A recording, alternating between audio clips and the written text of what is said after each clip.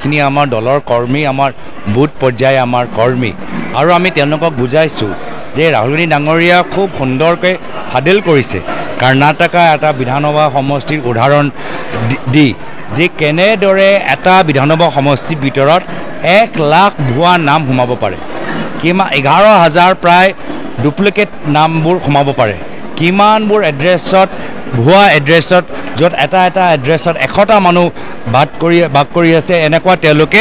প্ৰচাৰ কৰে বা তেওঁলোকে দেখাইছে তো আমাৰ সন্দেহ যে অসমৰ বিজেপি দলৰ ভিতৰত যি দলৰ ভিতৰত গৰু চুৰ আছে এই দলৰ ভিতৰত নিশ্চয় বুট চুৰো আছে আৰু তেওঁলোকৰ বুট চুৰি মাত্ৰ আমাৰ কংগ্ৰেছৰ BLA খিনিহে ৰুদ্ধ কৰিব পাৰিব কোনো বিৰোধী দলে 28,000 29,000 BLA তৈয়াৰ কৰিব নোৱাৰে বা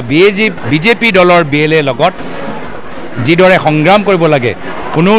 অন্যান্য দলে নোৱাৰে এটো দায়িত্ব গধুৰ দায়িত্ব পৰিছে কংগ্ৰেছৰ ওপৰত আৰু আমি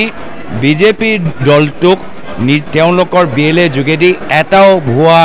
নাম আমি ভোটাৰ তালিকা ভিতৰত সোমাবলৈ নিদিওঁ এটাও বহিৰাজ্যৰ মানুহ আমি ভোটাৰ তালিকা ভিতৰত আমি সোমাবলৈ নিদিওঁ যি অসমৰ বাসিন্দা নহয়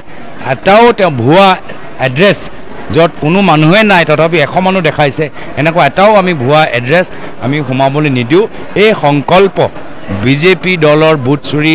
ৰুদ্ধ কৰা সংকল্প ইতিমধ্যে কংগ্ৰেছে নিজৰ জিলা স্থলৰ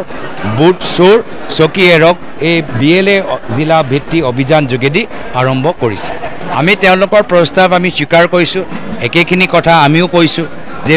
আগন্তুক দিনত কংগ্ৰেছে অকলে নিৰ্বাচন নেখেলে একেখিনিয়ে কথা আমি কৈছোঁ আমিতো তেখেতৰ বিপৰীত একো কথা আমি কোৱা নাই